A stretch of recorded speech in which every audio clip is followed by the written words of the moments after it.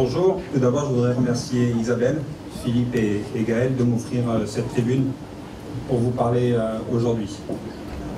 Donc, comme l'a dit Christopher, ça fait bientôt 12 ans que je suis en Nouvelle-Calédonie, plus de 20 ans que j'exerce mon métier en tant que tour à tour chef de projet ou chef d'entreprise.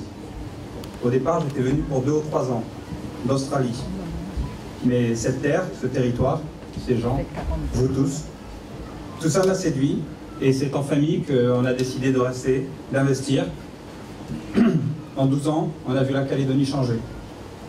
Il y a eu l'émergence de nombreux projets, des projets d'envergure, auxquels j'ai participé et auxquels je participe encore. Et j'ai appris au cours de ces projets et au cours de mon expérience ces 20 dernières années à reconnaître les bons projets. Ceux qui étaient clairement définis, ceux qui étaient ambitieux sans être irréalisables, ceux qui réunissaient de bonnes compétences et ceux qui étaient constitués avec la bonne équipe. Et j'ai remarqué également 2 choses. Quand un projet réussit, c'est grâce au chef de projet et surtout à son équipe. Quand il échoue, c'est grâce au chef de projet et surtout au chef de projet. C'est grâce à cette expérience que j'ai pu juger par moi-même la qualité du projet qui était porté par l'équipe de l'Union et de leur chef de file. L'équipe et le projet sont indissociables. Ce n'est pas l'œuvre d'une personne, c'est le résultat d'une réflexion et d'un travail collectif avec une équipe cohérente et talentueuse. Aussi, lorsque Gaël m'a proposé de rejoindre son équipe, et connaissant déjà la plupart des membres qui la composaient, je me suis posé la question suivante. Que suis-je? Je suis quoi, moi, en Nouvelle-Calédonie? Le choix de rester était un choix de cœur. Mon épouse et moi, nous avions renoncé à retourner en Australie d'où nous venions, ou de métropole d'où nous étions partis bien avant, car nous avions acheté notre maison, créé des sociétés. Nous étions contents de l'avoir fait, car nous sommes désormais attachés à cette Nouvelle-Calédonie. Et pourtant, quand j'y réfléchis, je ne suis pas calédonien, je ne suis pas citoyen, je ne suis pas votant aux élections provinciales. Je pourrais rajouter, après le passage de Laurent, je ne suis pas champion du monde et je ne suis pas champion olympique. En fait, je ne suis pas.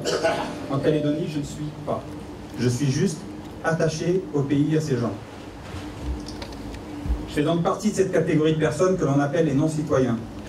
Donc, tout comme les malentendants ou les non-voyants, je vis cette négation, ce préfixe négatif, comme un handicap, et forcément comme une injustice.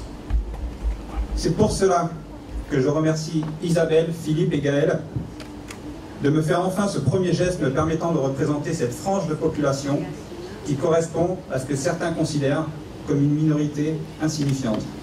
Qui plus est, cette minorité, en nombre, devient beaucoup plus représentative si l'on considère la valeur ajoutée apportée au territoire, aux emplois créés, aux impôts versés. Car les impôts, nous les payons, sans distinction. En ces temps de crise, chaque franc compte.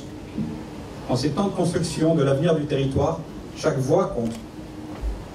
L'Union ne compense pas l'exclusion qui nous est faite, mais l'Union nous permet de participer de façon égalitaire à la vie et à la gestion de la commune en nous proposant la tribune qui nous permet et qui permet aux administrés que nous sommes d'être représentés. C'est pour cela que je respecte le projet. C'est pour cela que je suis volontaire pour y apporter ma contribution et c'est pour cela que je souhaite voir cette équipe mener à bien ses objectifs dans le principal et de cimenter l'attachement de la Calédonie à la France. Merci.